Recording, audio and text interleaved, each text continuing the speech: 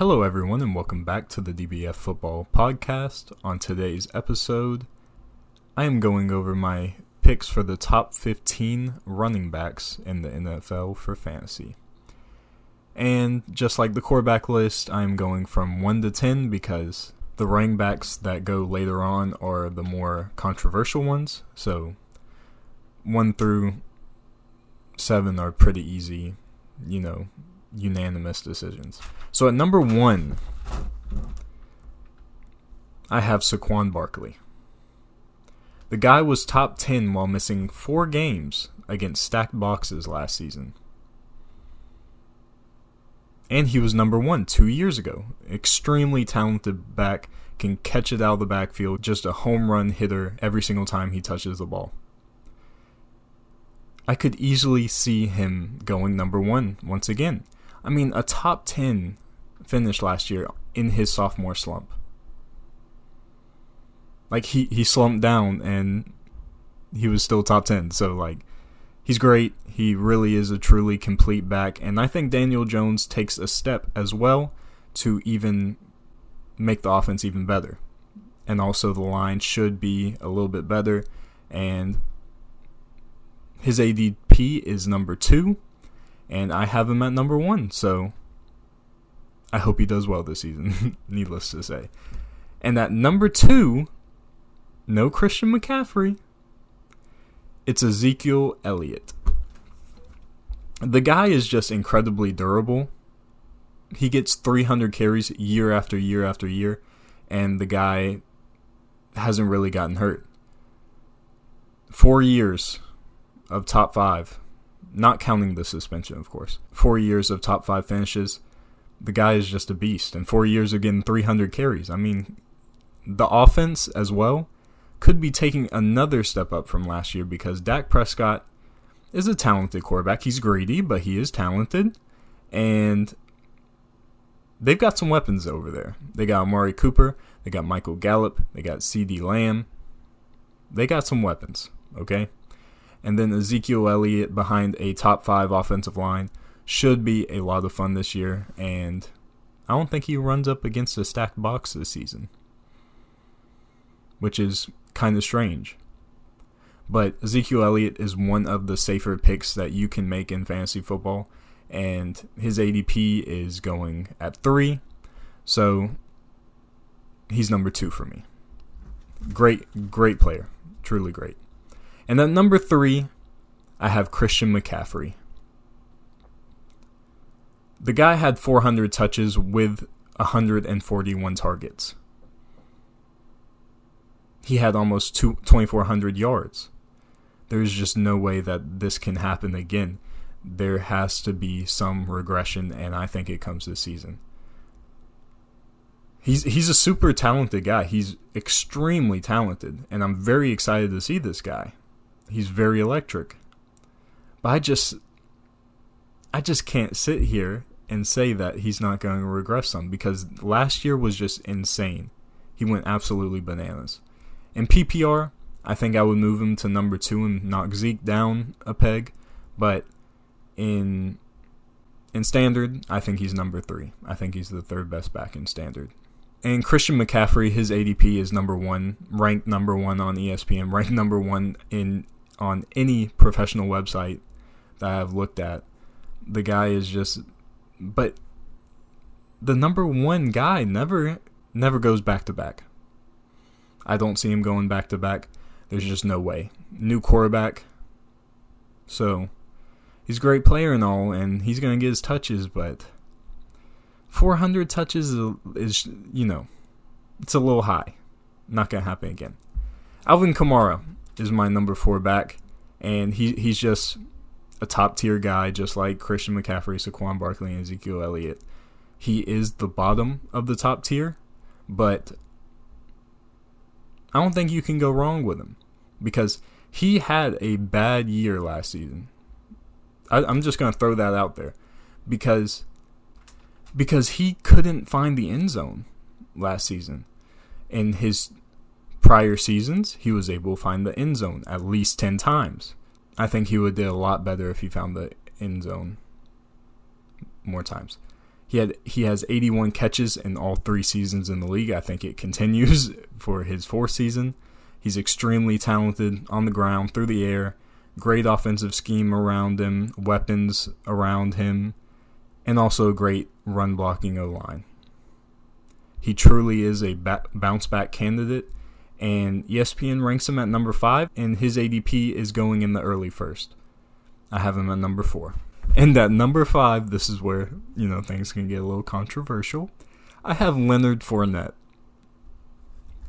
This is a guy this season that I am very, very excited about. It definitely comes with a little bit of risk because I think the Jags are a silly organization. But I do believe that Fournette will be ran into the ground this season. I think he gets over 300 carries and also gets over 100 targets like he did last year. The guy doesn't really like the system that he is in, which I don't blame him. Jags, GM, the whole organization is goofy, and I can understand why he is not liking that. They went to the AFC Championship in 2017, and then they lost all their pieces. I don't understand that. But I think the Jags are improving on offense just a little bit with DJ Chark and Gardner Minshew. But they're going to run, definitely. They're going to be heavily reliant on the run, and I think Leonard Fournette is, going to be a beast. Because they will run him into the ground, and Fournette's in a contract year, so I think he balls out. And at number 6, I have Derrick Henry. I don't think he gets 300 carries this year. I think a small regression is going to occur. He does have a great offensive line with a huge workload. The offensive coordinator already came out and said that Derrick Henry won't get as many touches.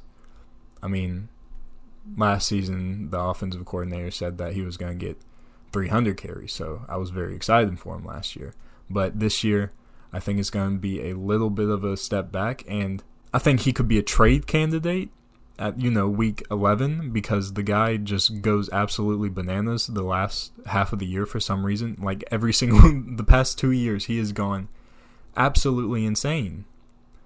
The final half of the year. It's crazy. But I think he's trying to get a long-term deal because I do think that he's going to get tagged this season. If he doesn't get his full deserved contract, I mean, it was on his shoulders. He should be getting a contract. He 100% should be getting a contract, but he has not gotten one yet. But there's hardly any receiving value out of Derrick Henry. He probably gets like 20 receptions a year.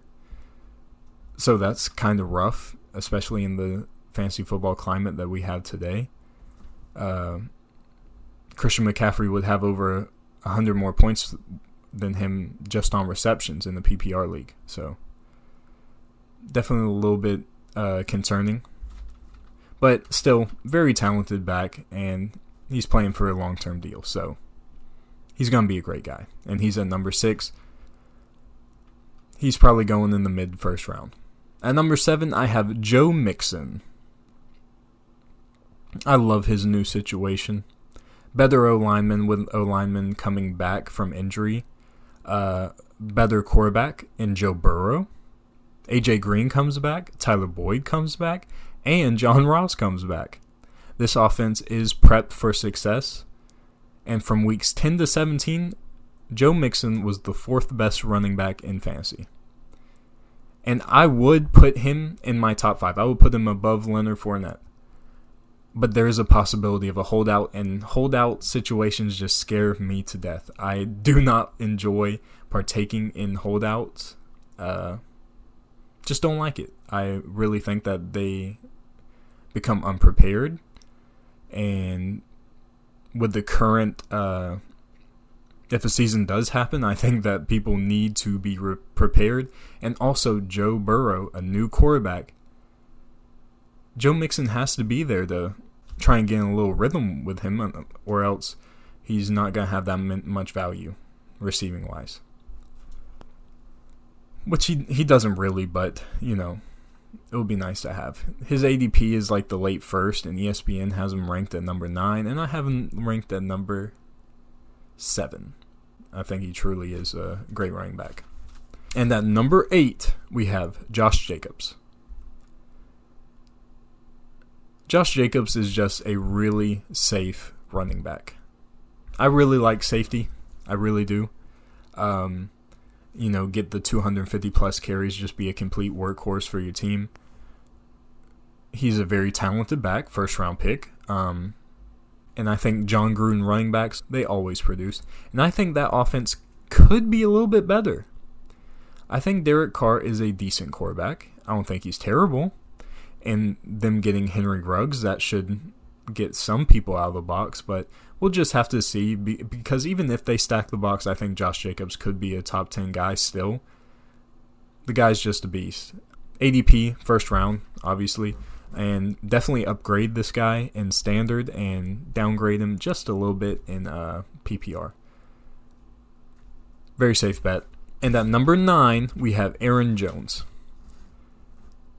This guy went crazy last year. There's no way he's going to do it again. There's 3 running backs there that could get a piece of the pie on this offense. Now, Aaron Jones is probably going to be the best, but they drafted a rookie, which kind of hurts his value a little bit. A.J. Dillon in the 2nd round. It screams to me that they have plans. And Jamal Williams, his value decreases a ton. I think they're playing for the future. I think Green Bay wants Aaron Rodgers and Aaron Jones out because they want huge deals.